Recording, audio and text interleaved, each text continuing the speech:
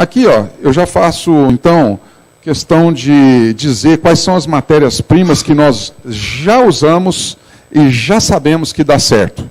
Então, eu classifiquei essas matérias-primas em três, vou ficar de cá que é melhor, em três tipos. Classifiquei em, estercos ou dejetos animais, onde tem aquele boizinho, aquela vaquinha desenhada lá. Nós já utilizamos, né, com bastante tranquilidade, estercos bovino de curral, é um tipo. Bovino de confinamento, é outro tipo de material. Suínos, de galinha, de codorna, de peru, de cavalos, de carneiro, todos esses materiais aí a gente já trabalha. Na coluna do meio a gente tem a parte dos resíduos vegetais.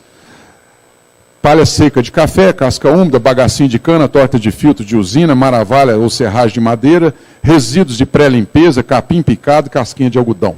E na coluna da direita aqui, o que eu chamo de resíduos mistos, que são, por exemplo, a cama de frango, o esterco bovino mais silagem misturado, a cama de compost barn de bovino ou compost barn de suíno, né, que é aquela criação de suínos ou bovinos em cima de uma cama vegetal, o esterco de galinha com serragem e outras misturas sem muita uniformidade.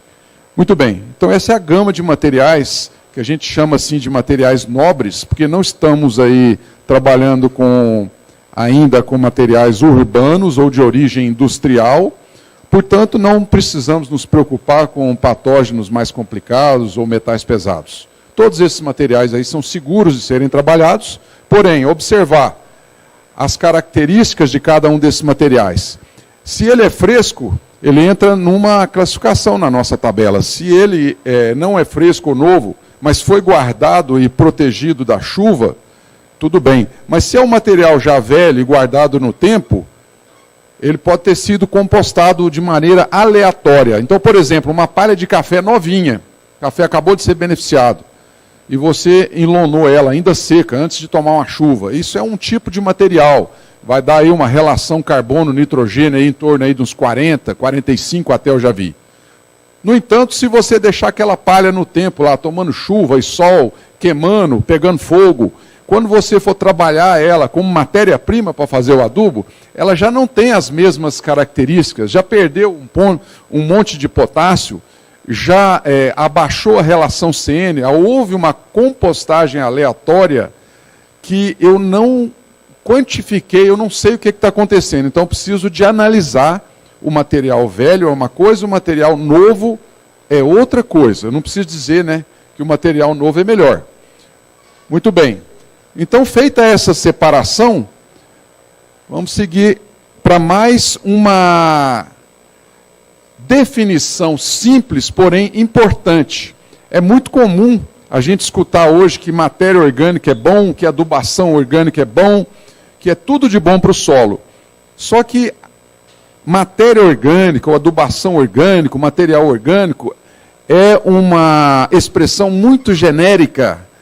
Acho que já está na hora da gente abrir um pouquinho mais essa janela do material orgânico e de compostagens e tal, ver o que tem dentro dela. Então eu pus aqui alguns, só para os senhores entrarem em contato. Por exemplo, a bioativação, que é um termo que eu sugeri há 12 anos atrás, bioativação de solos, eu queria dizer o seguinte: a ativação biológica dos organismos, a ativação dos organismos vivos que trabalham ali no solo, aumento da sua intensidade de trabalho e da sua diversidade. Eu quis chamar bioativação de solos disso, mas infelizmente ficou parecendo que bioativação de solo é aplicar um produto. Nada disso. Bioativação de solos é você fornecer àquele solo as condições necessárias para que a vida se manifeste em plenitude e para que você possa usufruir dos trabalhos exercidos por esses organismos dentro do solo em favor da sua lavoura. Isso é bioativação e ela é uma adubação orgânica. O biofertilizante, que eu não vou comentar aqui agora, porque não faz parte do contexto. O verme composto, que é a compostagem feita com minhoca. As plantas de cobertura, que também acho que temos aí ainda podemos ter avanços fantásticos na cultura do café com coquetéis de plantas de cobertura, a planta de cobertura é um material orgânico. E, portanto, se eu trabalho com plantas de cobertura, eu posso estou ali, de uma certa forma, fazendo uma adubação orgânica. O complexado orgânico, que é quando eu misturo algum fertilizante mineral num complexado orgânico, a fim de complexá-lo, a fim de quelatizá-lo, para que ele não se perca com facilidade. O fertilizante organomineral, acho que talvez esse termo seja o mais comum. O que é o fertilizante organomineral? E aqui eu não estou me prendendo apenas na classificação do mapa, não. O que é, na prática, o fertilizante organomineral? É um fertilizante composto de uma parte orgânica, que pode ser um composto, ou mesmo um esterco de galinha bem peneiradinho e seco, misturado com uma parte mineral, que pode ser uma ureia, um cloreto, um MAP, enfim. Quando você mistura fisicamente esses dois componentes, você tem aí um fertilizante organomineral. Né? E o objetivo do fertilizante organomineral é que essa mistura, os pontos de contato do material orgânico com a parte mineral, você aumente então a eficiência desse mineral de forma tal que você possa jogar uma dose menor de NPK, por exemplo. O material orgânico fresco. Material orgânico fresco é você jogar esterco na lavoura, por exemplo. O material orgânico compostado aleatoriamente, é o que mais eu vejo por aí.